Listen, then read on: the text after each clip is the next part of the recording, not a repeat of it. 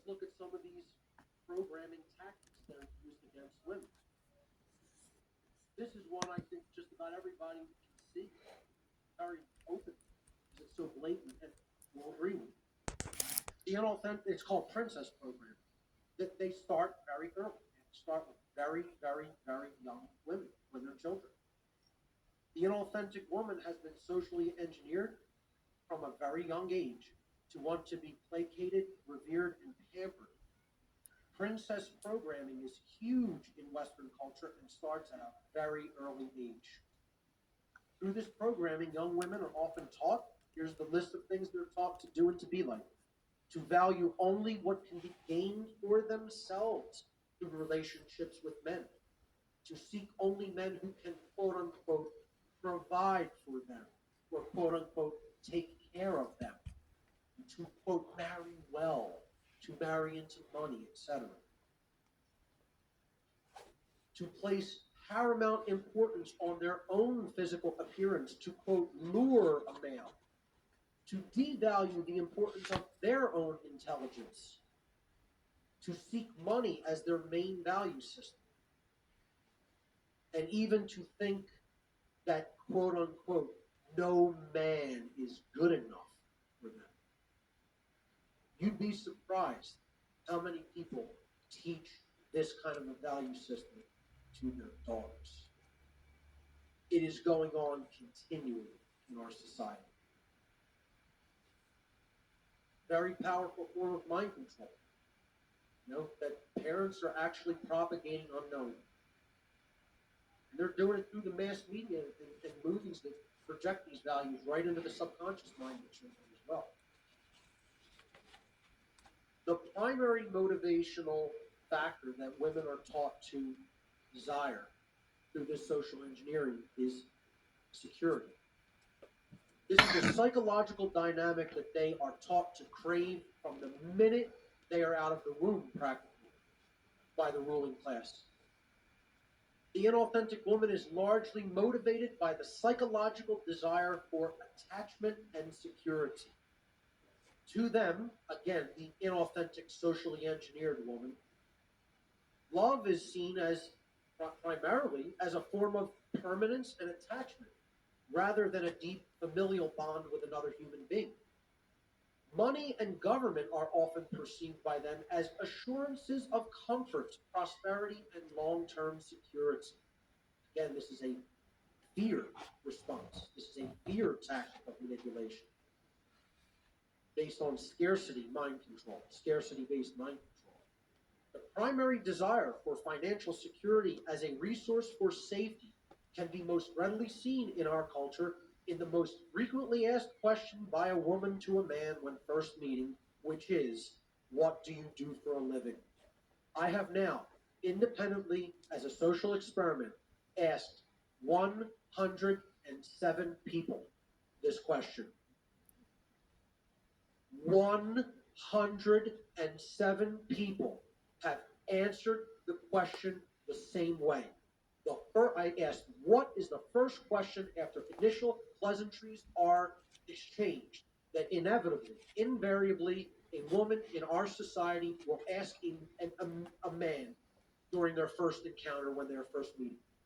107 out of 107 human beings immediately, like that, spit back the answer, what do you do for a living? Ladies and gentlemen, if I stood on the street corner outside this hotel tomorrow morning and asked 107 people on a cloudless, sunny day in an area of the sky where the sun is not shining, just if you look in the sky, what color does it refract? They would not answer blue. 107 people would not give the answer blue to that question. And I'm serious. You cannot get social agreement on a question, on any question, that perfectly aligned on any topic. But that one you can. Why is that? It has nothing to do with mind control. Don't worry about it. Ultimately, the desire for security is the desire for an illusion. There is no such thing as security, ladies and gentlemen.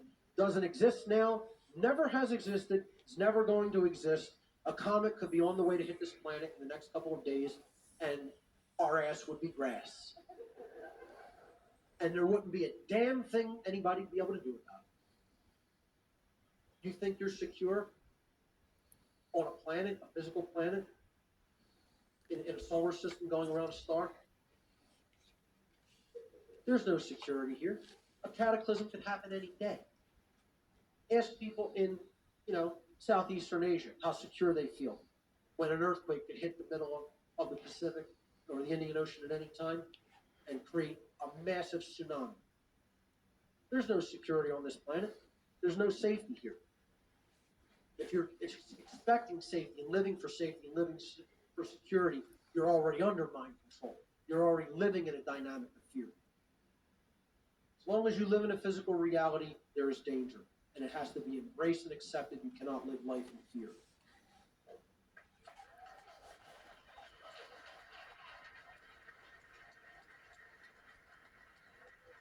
The search for security in a man with money, or the desire to be simply, quote, taken care of by someone else, is an integral part of the ego gratification, me, satanic mindset. Very few want to see and admit the truth regarding this. Most will attribute this to Darwinian theory biological response, this desire for security in a male. Trying to find the most fittest to propagate the genes to the next level. This is the whole social Darwinism and physical Darwinism argument. When in fact this behavior is deeply ingrained social conditioning. Sadly, most people desire a state of safe and secure slavery as opposed to one of dangerous freedom and its associated personal responsibility. I'm not interested in safety, folks. I'm interested in freedom. I'm interested in my natural rights as a sovereign being.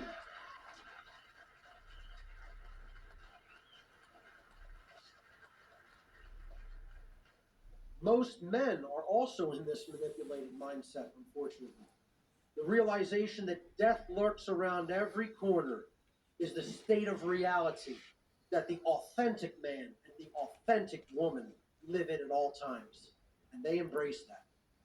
They know that no one knows when it's their time. You don't live your life thinking about that.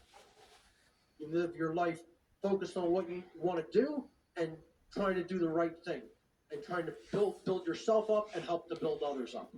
You live like that, you're living an authentic life.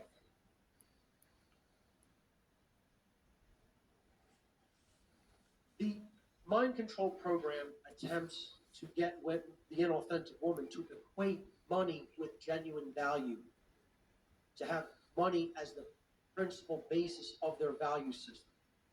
The inauthentic woman is socially engineered to perceive money as the primary value system in human life. This general mindset postulates that something is only worth doing if money is being made by doing it. In reality, nothing could be further from truth. This is one of the primary reasons that art, music, poetry, and especially philosophy are so drastically de-emphasized in modern society and even frowned upon by many people as something that you choose to do only if you, quote unquote, want to starve. How many people take that mindset? They think the only value in anything is if money can be acquired by doing it. This leads to the concept in neo-feminism known as hypergamy, which means marrying well or marrying up. Marrying the man with the most resources, the biggest bank account, most comfortable lifestyle. When the inauthentic woman meets a man for the first time, the first and foremost question that she asks is, what do you do for a living? Why is it not, do you know the difference between right and wrong behavior?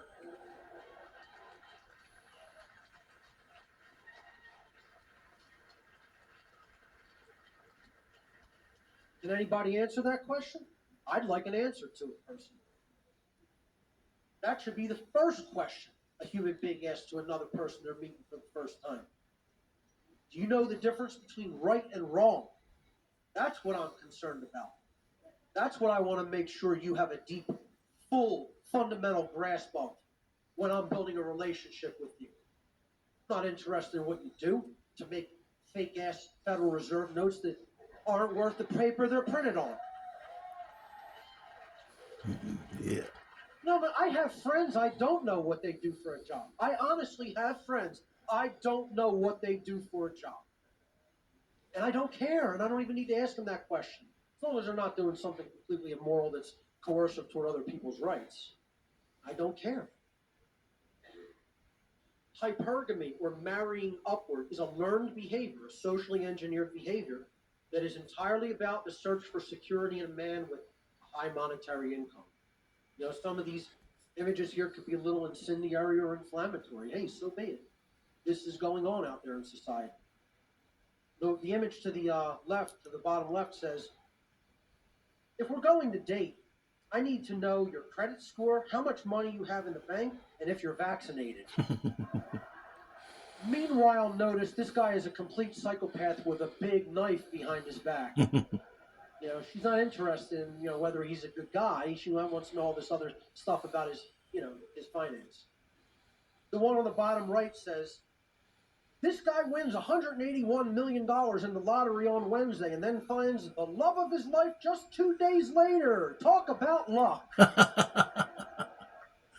You know what I mean? Get as offended as you like, folks. Stuff like that goes on all the time in our society. Sure does. All the time. Here's a video that kind of describes what hypergamy is. I got a kick out of this one, but I'll tell you what, it's more prevalent, it's more out there than anyone would be comfortable believing. Let's watch this. A real hot chick sitting at outside a cafe. A guy in a Hawaiian shirt and a woolen hat on starts talking to her. Wants to know if he wants to go out for a drink or something. She's real pretty. Nothing? Sure? She doesn't want to know. No, she's dressed with a funny shirt on. 10 minutes later, a real flash car pulls up We got $1 million deal going on with Thursday. a guy driving in a suit. Yeah, no, it's a simple. About 48 million we're looking at. Alright, let me call you back. Hi, how's it going? Are you sitting here alone? Mind if I join you? You don't have a boyfriend. What do you got going on later on tonight? Nothing. I don't have any plans tonight. I was wondering maybe you wanted to get a drink. Awesome. Yeah, why don't we? Oh, actually, I'm here meeting up with my boss. Okay. Yeah. And now the guy with the shirt's coming up to him, Here you go, boss. I'll wash your car. he's giving him the keys to go wash his car for him. Alright. Now the guy in the shirt's putting on a nice top. Yeah. She's saying, is that your boss?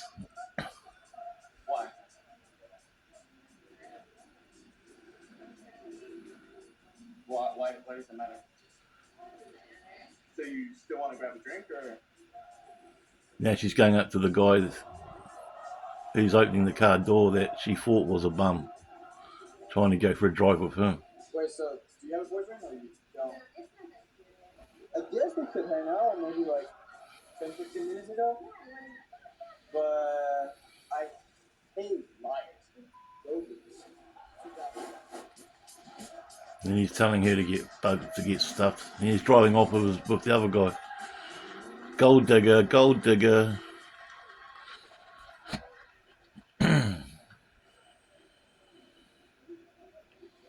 I mean, this legitimately does go on. I wish it weren't so. I wish a lot of what I'm talking about here in this presentation weren't so. I don't want it to be this way.